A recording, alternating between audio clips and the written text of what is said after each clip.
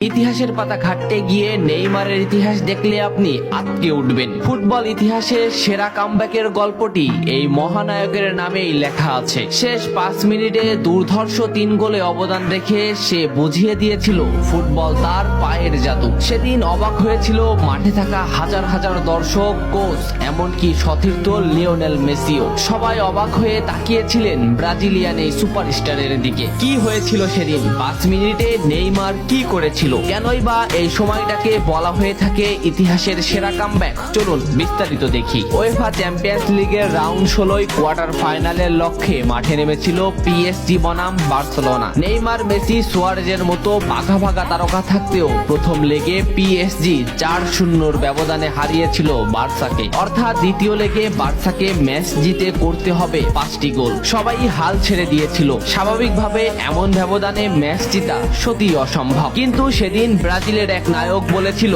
এটা সম্ভব, আমরা এটা করে দেখাবো। যেভাবেই হোক না কেন আমরা দলকে ম্যাচ জেতাতে চাই। 2017 সালের 8 মার্চ অনুষ্ঠিত হয় এই ম্যাচের দ্বিতীয় লেগ। ম্যাচের শুরু থেকেই ক্ষিপ্ততা আর দক্ষতা দেখাতে শুরু করেন নেইমার। এই ম্যাচে যেন আবির্ভাব হয় কোনো এক নতুন নেইমারের। এই নেইমারকে তো কেউ চেনে না। ম্যাচের 3 মিনিটেই লুইস সুয়ারেজ পেয়ে যায় প্রথম গোলের দেখা। এরপর নেইমারের ক্ষিপ্ততায় একের পর এক আক্রমণ সাজাতে থাকে বার্সা। এদিন যেন নেইমারকে কোনোভাবেই আটকাতে পারছিল না পিএসজি। নেইমারকে আটকাতে একের পর এক ফাউলই বেছে নিয়েছিল তারা। ম্যাচের 40 মিনিটে লেভিনের আত্মঘাতী গোলে বার্সা পায় দ্বিতীয় গোলের দেখা। ম্যাচের 50 মিনিটে ক্ষিপ্ত থাকা নেইমারকে ডি বক্সের ভিতর ফাউল করে ফেলে দেওয়া হয়। এতে বার্সা পেয়ে যায় পেনাল্টিতে গোল করে দলকে এগিয়ে নেন লিওনেল মেসি। তবে যেমনটা ভাবছিলেন এই ম্যাচের গল্প ফুটবল বিধাতা তেমন ভাবে লেখেননি। 62 মিনিটে বার্সার কফিনে শেষ প্যারাটা পুড়ে দেন এডিনসন কাভানি। এতেই স্তব্ধ হয়ে যায় ক্যাম্প নু।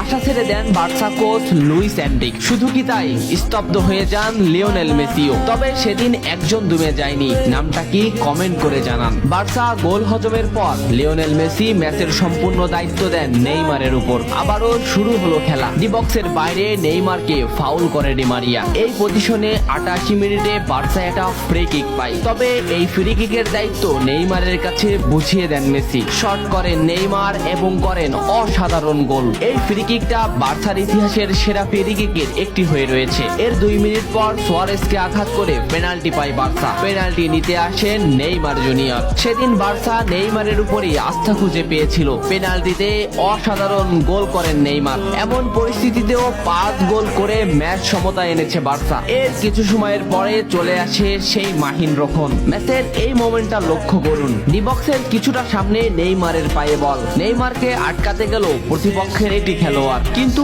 নেইমার শর্ট মোমেন্ট নিয়েও শট না করে বলটি সামনে আগালেন। এই মোমেন্টটা লক্ষ্য করুন। নেইমার একবার গোলের দিকে তাকালেন। এতেই সে বুঝে ফেলেছে কোথায় বলটি দিতে হবে। নেইমার শট নিলেন। আপনি সাধারণ চোখে এটাকে একটা শট দেখলেও এটা হলো সেই শট যা লিখেছিল ইতিহাসের সেরা কামব্যাকের অধ্যায়। নেইমার এমন ভাবে শটটি নিয়েছিলেন যাতে রবের্তো শুধু পা লাগিয়ে গোল করেছিলেন। শেষ 5 মিনিটে সেরা 3টি গোলে অবদান রেখে সেদিন ইতিহাসের সেরা কামব্যাকের নায়ক হয়েছিলেন ব্রাজিলিয়ান এই সুপারস্টার। সবাই যেখানে স্তব্ধ হয়ে গিয়েছিল নেইমার সেখান থেকেই শুরু করেছিলেন। নেইমার বুঝিয়ে দিয়েছিলেন নিজের দৌড়ত্ব।